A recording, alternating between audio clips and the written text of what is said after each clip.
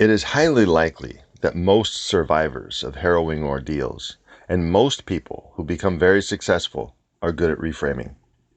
The ability to see things in a helpful way is one of the vital skills that can give a person persistence and the ability to endure. One survivor who also became very successful, for example, was Nelson Mandela. And not surprisingly, he was good at reframing.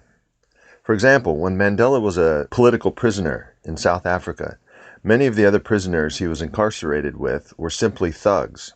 Mandela wrote, "I saw the gang members not as rivals, but as raw material to be converted." And Mandela, in fact, recruited many of them to help in the cause of ending apartheid. He could have legitimately seen the gang members as bad people, dangerous, and viewed it as a terrible misfortune to be thrown in with men like those. Nobody would argue with that point of view. But he saw these men through the frame of his goal. Instead of wishing things were different so he could accomplish his goal, he had the attitude, how can I use circumstances as they are to accomplish my goal? That question can help you reframe your circumstances.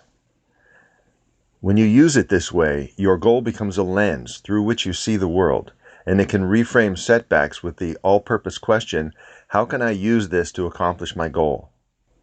Mandela had dedicated himself to his mission. The South African government responded by cracking down harder and harder. Did that discourage Mandela? One possible way to see the situation was demoralizing.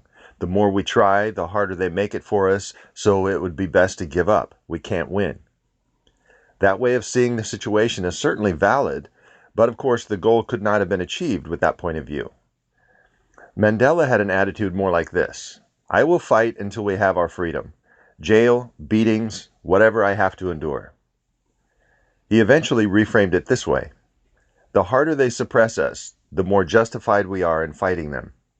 The more repressive the government, the more determined people will be to fight for their freedom. That's the same reframe Gandhi used in his effort to free India from Britain's colonization. The reframe gave their followers fortitude and helped them gain new converts. Let me point out here that these reframes were not pulled out of a hat magically. Both of these men spent the time to think. They came up with many ideas and discarded most of them. And when you have a challenge or difficulty or setback and you want to reframe it, take longer than 30 seconds to come up with something. Give it some thought. Come up with lots of ideas. If you give it enough thought, chances are very good you will be able to find a potent reframe. That will change the way you think about it, which will change the way you feel about it, which will change what you do about it, and it'll make you more effective.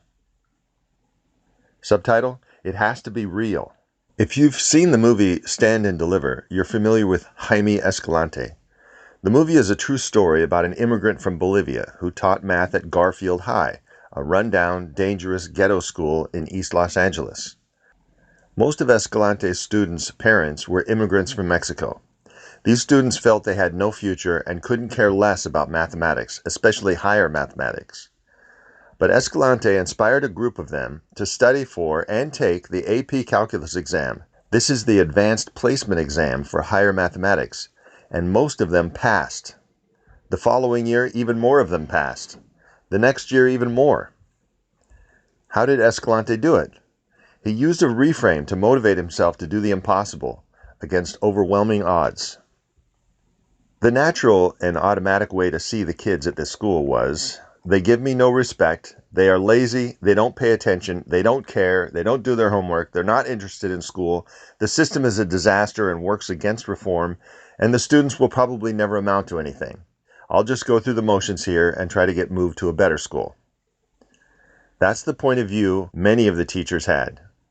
Their demoralization was almost total. Escalante, however, saw the situation with a different frame. He thought, I need to find a way to get their attention. This is a purpose reframe. He wanted to teach math. He had quit the business world, he was an engineer, because he realized that what he really wanted to do with his life was teach. And these were the only students he had. But to teach them math, he had to get their attention, so that became his focus.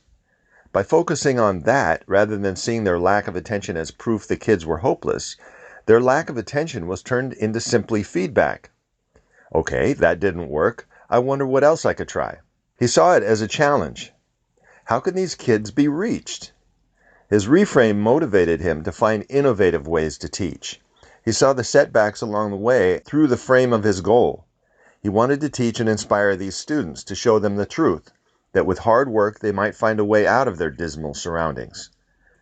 And he succeeded. Many of his students went on to college and promising professional careers, almost a miraculous result in those seemingly hopeless circumstances. Subtitle: Motivation is Power. Reframing can make a huge difference by intensifying your motivation. And please understand, motivation is not just nice, it is tremendously powerful. What a person can do when sufficiently motivated is sometimes astonishing.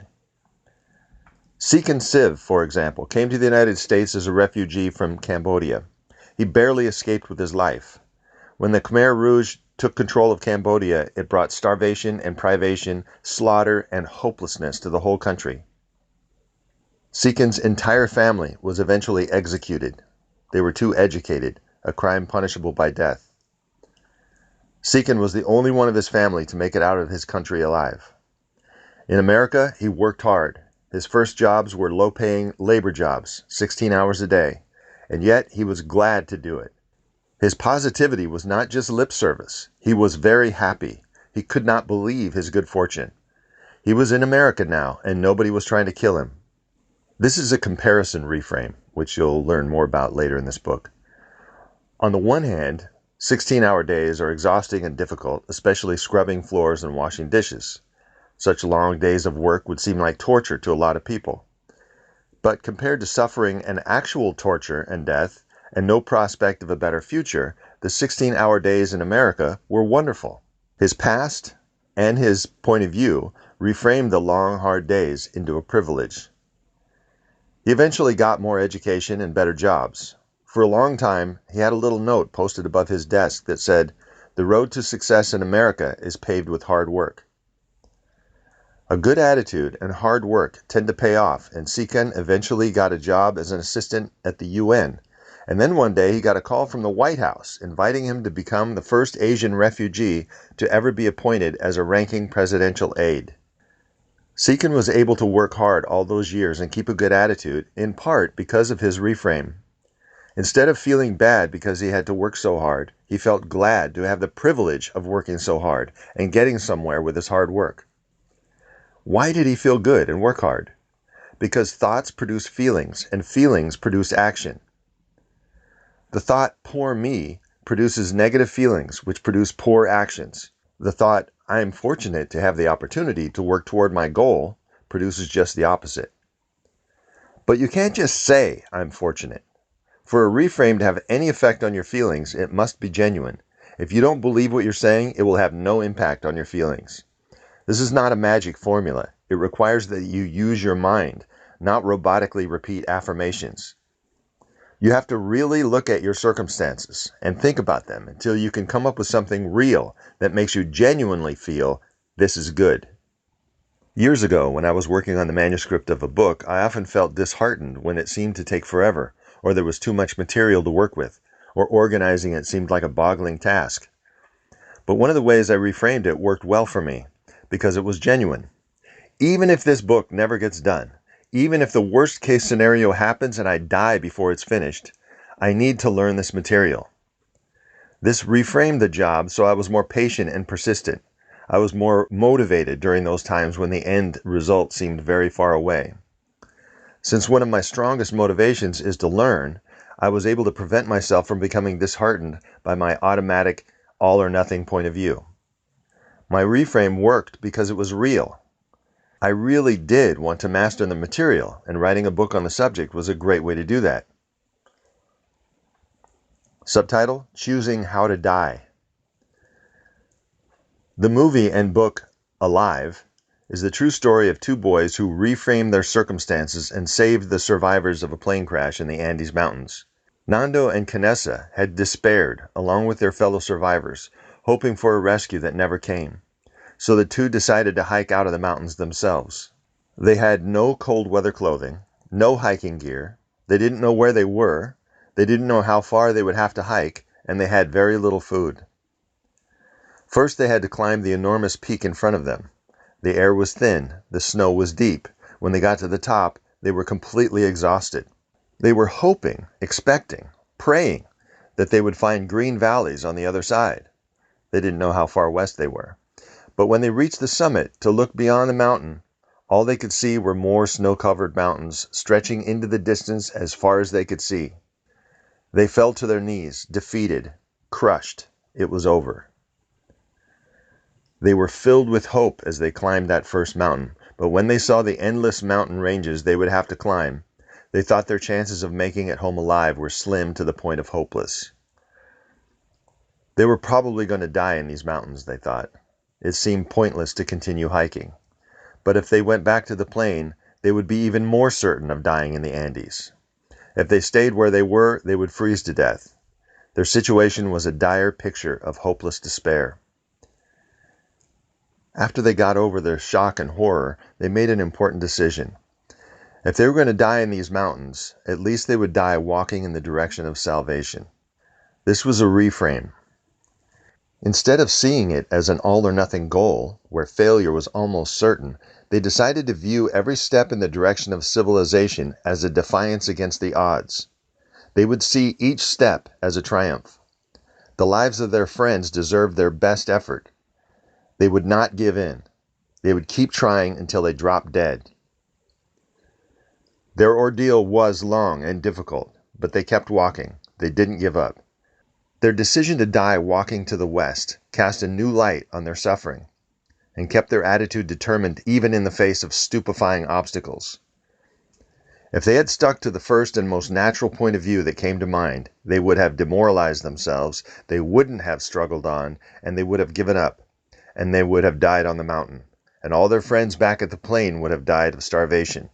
But that didn't happen. Behold the power of a reframe. Subtitle: Our Finest Hour. Before the United States entered the Second World War, Britain stood alone against what appeared to be an invincible German military machine. Hitler had annexed Austria and invaded Czechoslovakia, Poland, Denmark, and Norway, and then France capitulated. Britain stood alone. There was no rational reason anyone could believe Britain would not soon be defeated. But here again we see the power of perspective. Winston Churchill talked to the British people, firing them up, bracing them for the fight ahead. In one speech, Churchill said, "We shall not flag nor fail. We shall go on to the end. We shall fight in France and on the seas and oceans. We shall fight with growing confidence and growing strength in the air. We shall defend our island, whatever the cost may be. We shall fight on beaches, landing grounds, in fields, in streets, and on the hills." Unquote. These were words of resolve and strength. But one of the things Churchill said in a speech is, I believe, one of the best reframes I've ever heard. It is uplifting and inspiring even now, more than a half a century later, and I'm not even British.